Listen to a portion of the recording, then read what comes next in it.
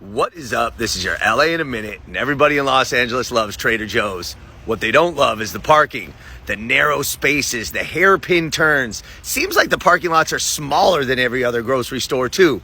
I mean, how many grocery stores have their own parking enforcement? So I needed to know, is this something that Trader Joe's does intentionally? Is it part of a bigger strategy? Let's get into it. So it is true that Trader Joe's has less parking spaces than the average supermarket. They all need to comply to the same minimum parking space requirements, but Trader Joe's are typically much smaller. The average Trader Joe's is around 12,000 square feet, and the average supermarket can be over 100,000 square feet. So that leaves only 10% as many spaces as the average supermarket. See, the thing is, though, those smaller parking lots don't necessarily translate to less customers. In fact, with Trader Joe's, they have the most sales per square feet of any grocer, so it's more customers, so those smaller parking lots are indeed actually more crowded, as you've no doubt noticed.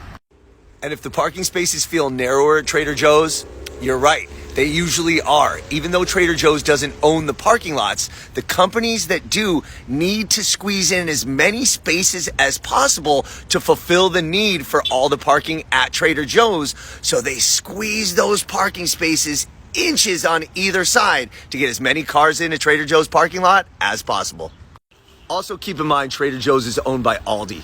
Aldi is a German company, and in Germany, grocery culture is different. They're used to more home-style markets with a few cars or people walking, not the supermarket culture of the United States with thousands of acres of asphalt for thousands of cars. Another aspect is noticing where Trader Joe's are located. They're near universities, they're in urban areas, they're in little strip malls. So they have smaller footprint and smaller stores, and they just don't have the ability to provide more parking. All told, smaller stores mean a lower cost for the company, and that means more savings for you when you go inside Trader Joe's and pay lower prices. It's a small price to pay for a little bit of a parking hassle.